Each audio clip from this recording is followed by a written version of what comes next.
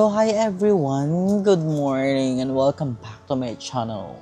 So for today's video is 8:54 AM in the morning. So ngayon is may biglaan tayo guys. Kinuha ko nginang dito ng pinsan ni Jacob. So ang suot ko is dapat daw light eh. So parang ano to? Yellow, white yellow.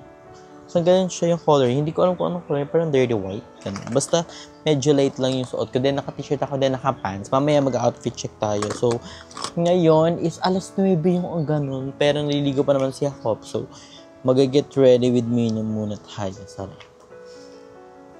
Yung iba, ang dami nagsasabi na ang damihan daw yung sunscreen para daw protektado sa araw talaga. Ako kahit umuulan guys, nag-sunscreen talaga ako kasi gusto ko ng protection, iingatan ko ang aking skin. Diba? So, ngayon is magka-sunscreen tayo. Using Fresh. So, ito yung gamit ko talagang sunscreen. Nirecommend sa akin ito ni Mami O. Thank you so much, Mami O, so much. So, yung pang malakas ang support. Then, tomorrow, may another binyag na naman ako. Sa ano ko naman yun? Sa kamag-anak ko naman.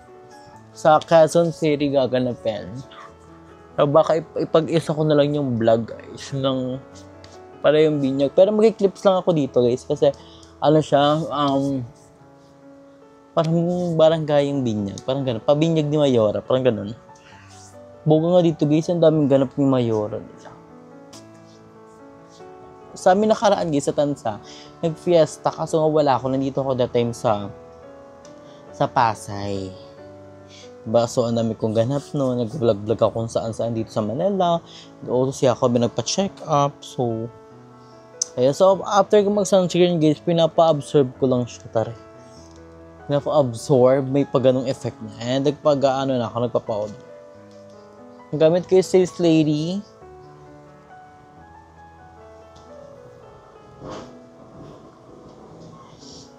Kasi may ano to, oil control. Kasi ako, pawisin talaga ako, girl.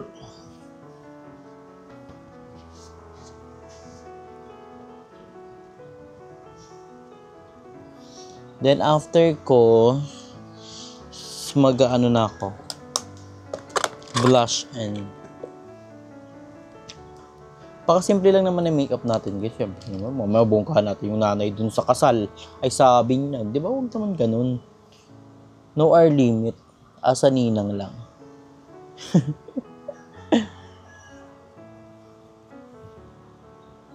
Hindi, yung blush on natin dapat yung pang ano lang. Sweet girl lang. Simple girl. I think pang ano ko tong inaanak. Pangatlo ata. Kalimutan ko na iba kasi. Yung iba kasi kinuwala ko nina pero hindi mo na ako pinasama sa ano. Malang nakapakain yung pagkain sa handa. Pero ang first inaanak ko is, naalala ko, first inaanak ko is si Faith. Basta ano siya, kapitbahay namin sa Kaingin. Si Faith, then pangalawa ko is si pamangkin ni Aye, anak ni Ate Eileen. Then pangatlo ko is sa pinsang side ko, anak ni Irish. Then pang-apat ko, ito ata yung pang-apat ko. Ito yung pinsan ni Jacob. Ang cute-cute yung tawa ng baby. Tapos pang-lima ko yung tomorrow, sa Quezon City. Anak naman siya ng pinsan ko. Ang cute din ng anak tayo. Nakukutan tayo sa mga baby girl. Ito ngayon is baby girl. Baby girl siya ngayon. Then tomorrow is baby boy. Susunod-sunod siya. Then curler na tayo. Itong curler na tagay galing sa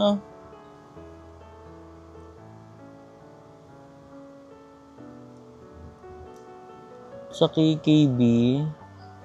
So kahit may mascara ako, nagka-curler ako. Pero dumidikit siya, very light lang. Pero carry naman.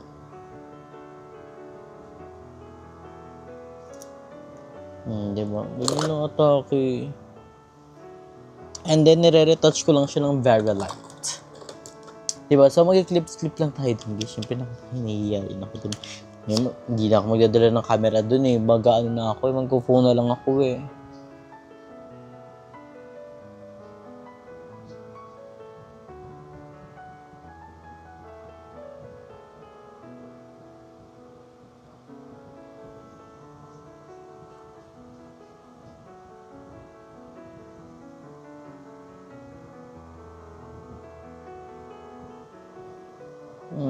Di ba? Pasabog na tayo. Then mag-ano lang ako.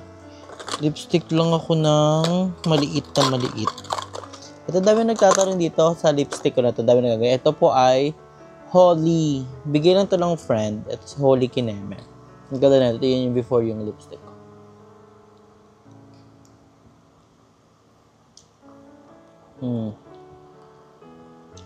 Di ba? Ibig ko lang atake niya.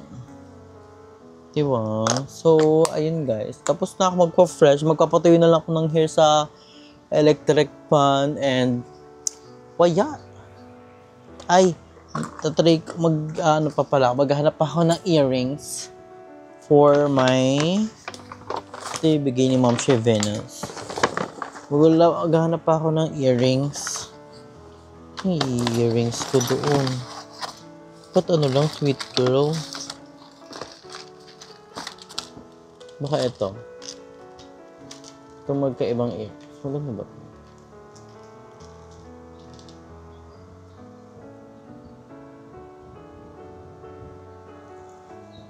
Yan ba? Sweet girl lang ako. Okay. Pinili ko to sa Flying Tiger. Mura lang na ito.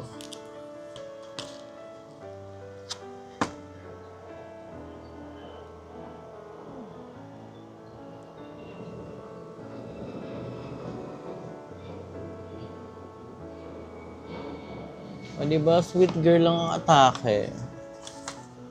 Then, may pa. Never pasabog. So, ayun guys. I think update ko na lang kayo mamaya sa iba ng ating kaganapan doon sa Binyang.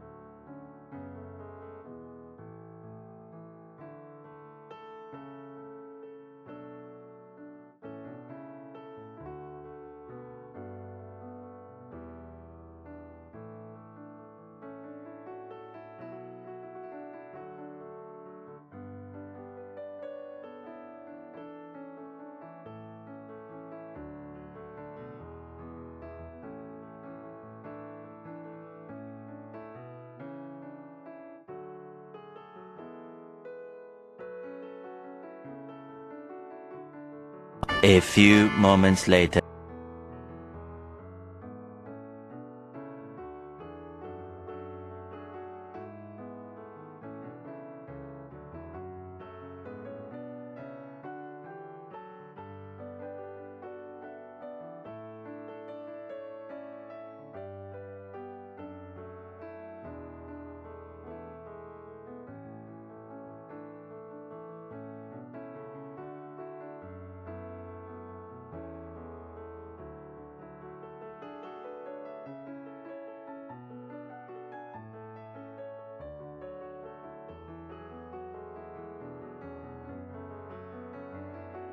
Tomorrow.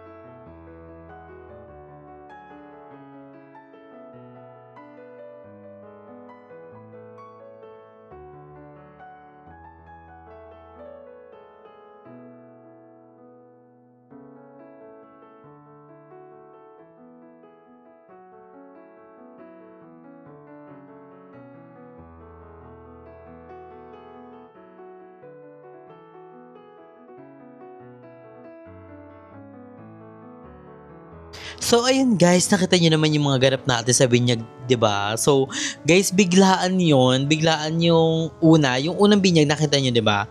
Ano 'yon? Pinsan ni Jacobe yung mother. So, kinuha kong ninang. 'Di ba napaka-cute, guys? Ang cute ng baby na yun na baby girl. So, in the next day, so ayun nga, yung next day guys, matagal na ako kinuwang ninang nun. So, pinsan ko naman yun si Ate Raquel. Taga Quezon City. Nagka-Quezon City sila. So, pumunta kami, sabay-sabay kami nila mother and nila Aljon. So, pumunta kami ng church, ganito, ganyan. Then, after nun is, ayun nga, pumunta na kami sa bahay nila. Then, hindi na ako nakapag-vlog to kumain kasi nga, super ang bilis lang ng oras that time and medyo ilang oras lang yung tulog ko, so nagpahinga muna ako doon. So nagpaiwan ako doon kala mama kasi sila mama umalis na ng mga 2:00. So sabi ko dito muna ako kasi nag-edit pa ako ng vlog and syempre gusto ko na mag-bonding with my pinsan. So nandun sila Ate Weng at si Ate Raquel and yung mga anak ni Ate Raquel, then yung mga anak ni Ate Weng. So hindi ako nakapag-vlog doon kasi medyo na hilo din ang bayad. Kasi nag-Smirnoff kami, nag-chill-chill kami naman ng Smirnoff. So, syempre, minsan lang naman yun, diba? So, nag-bonding kami. So, ayan daw. Ang cute nung anak ni Ate Raquel din. So, I'm so thankful din na ginawa nila akong ninang. Siyempre, iba rin yung feeling pag ginawa kang ninang, diba? So, nakaka-overwhelm siya for me. I think yung inaanak ko, parang ilan na yung inaanak? Parang, ang uno kong inaanak is si Faith. Parang kapitbahay namin siya sa Kaingin. Anak siya natin Marlene. So, yun. Pangalawa is yung pamangkin ni Aye. And then, pinsan ko din ulit. Parang, anak ni Irish. Then, pang-apat. Ito pa ba? Ayun, meron pa akong Gab. Meron pa si Gab sa kasi yung anak ni Jeko. And then, pa ba? Ayun nga, yung sa Pasay. Daming inaanak. Diyos ko, mag-bare months na nga. Kaya ginawang inaanak. Diyos ko po, bare months na pala. So guys, grabe guys. Bare months na, September na. So, ayun nga, malapit na ang Kapaskuhan. So, spread love, happiness, sharing, and caring also. Always be kind, diba? To other people.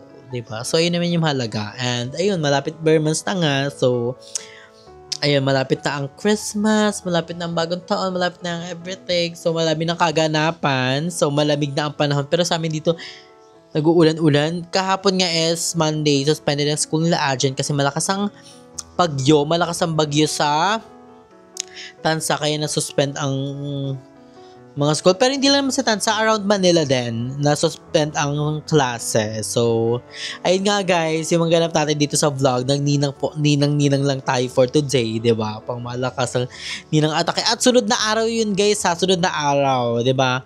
Parang September 30 yung una.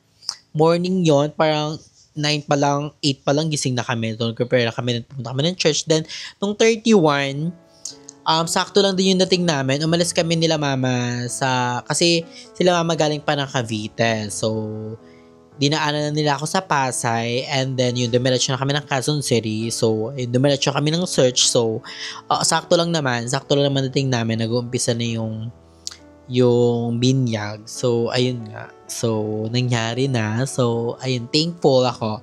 Thankful ako to all the blessing, for all the support nyo sa akin palagi. Kaya thank you so much guys. I love you so much. So always support nyo sa pagda-daily upload ko. Kaya walang susuko, laban lang. Diba? Laban lang, fight. And enjoy life. Because life is a celebration. So dito na natin tatapusin ng vlog. I love you so much guys for always supporting me. Di ako laging sasawang support. Hindi ako masasawang laging mag-thank you sa inyo, kay Lord, sa mga nag-sumusuporta sa akin, kay Mami O, kay Ma'am Shealine, kay Ma'am She Venus, kay Mother Delpa, kay Aljon, so my sister, sa dalawa kong sister, si Basangan, si Ate Jen, I love you so much. Ingin kayo palagi sa Maldives. See you soon. I miss you so much. And to all the people supporting me, I love you so much. Excuse me guys. Love you.